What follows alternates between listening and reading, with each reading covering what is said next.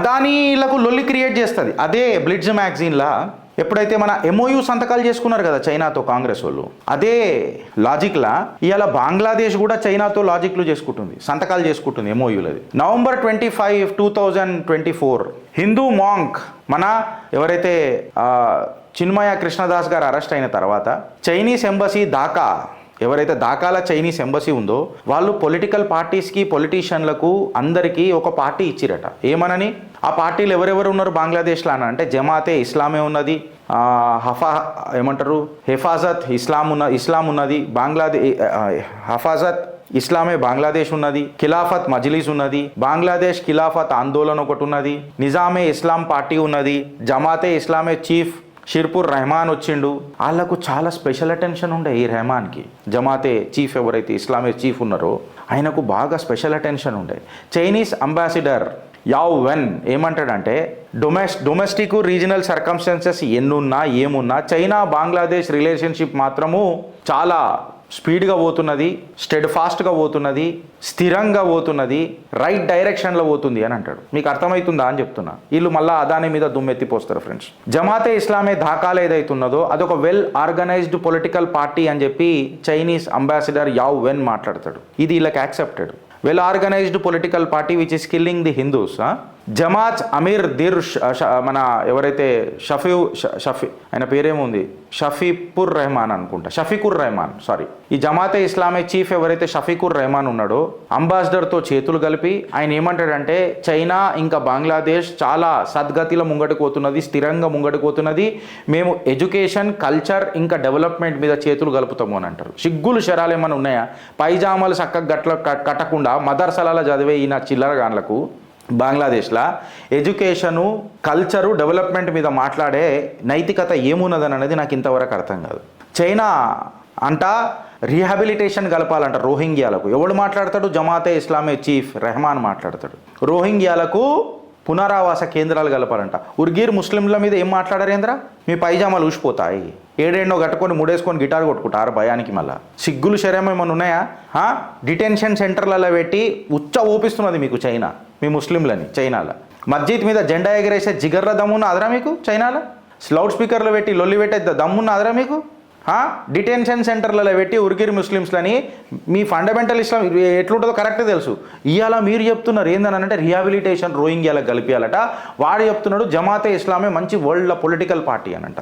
14 member ఈ డెలిగేషన్స్లో Jamaat-e Islami 14 member డెలిగేషన్తో పాటు ఈ జమాతే ఇస్లామీ ఎక్సెట్రా సంస్థలు ఇప్పుడైతే మనం మేము మాట్లాడుకున్నామో వీళ్ళు కూడా చైనాకు పోతున్నారట. కమ్యూనిస్ట్ పార్టీ ఆఫ్ చైనాని గెలవనీకే, CPCని గెలవనీకే.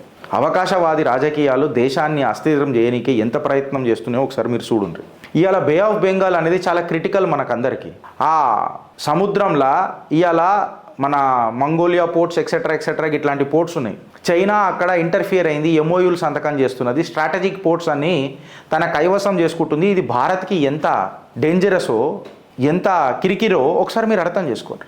కొంతమంది నాకు మెసేజ్లు పెడతారు, ఎట్లా అనంటే కమెంట్లు పెడతారు. వాళ్ళు ఏమంటారు అనంటే మనము అమెరికా బదౌలత్లో బతుకుదామా గిరీష్ భాయ్, మనకు దమ్ము లేదా, మోడీ ఏం బిక్తున్నాడు కట్టలు కడుతున్నాడు అంటే నువ్వు కమెంట్కే పరిమితమైనవు బ్రదర్, నువ్వు కమెంట్కే పరిమితమైనవు. ఇంటర్నేషనల్ రిలేషన్స్లలో ఏదైనా యాక్షన్ తీసుకోవాలనంటే పొరగల్ల మజాక్ కాదు. అందరూ మనం యుద్ధంలోకి పోవాలని చూస్తున్నారు, కాకపోతే బుల్లెట్ ఫైర్ చేయకుండా పాకిస్తాన్ని మనం ఇలా ఖతం చేసినాం. ఓపిక అనేది ఉండాలా నీకు.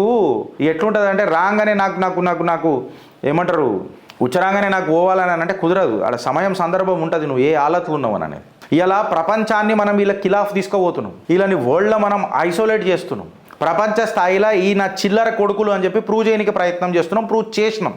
ఓపిక లేకుండా ఇష్టం వచ్చిన మాట్లాడే హిందువులతోనే మనకు ప్రాబ్లం.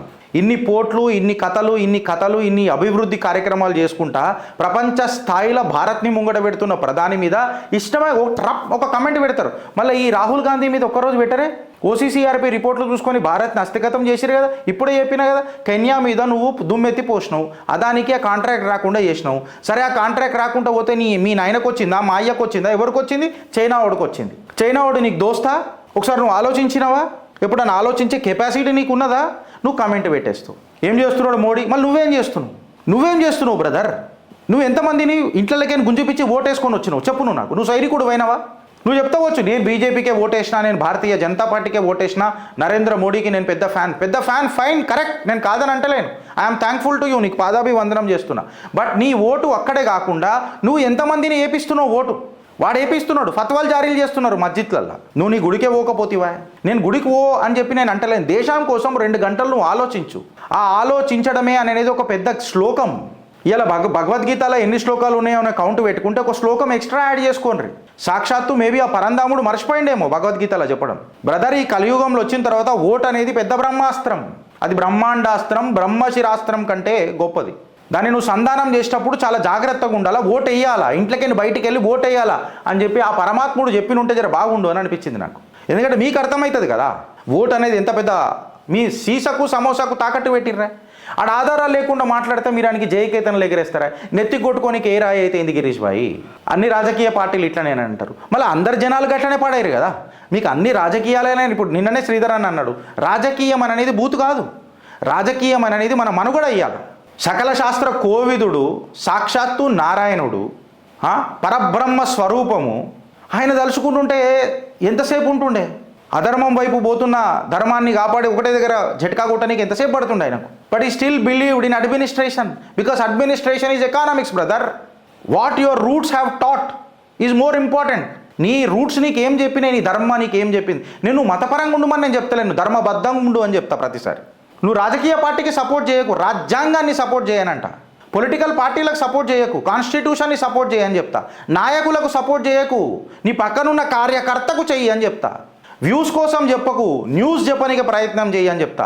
న్యూస్ చెప్పాలని చెప్పకు, నిజాలు చెప్పు అని చెప్పి ప్రాధేయపడతా.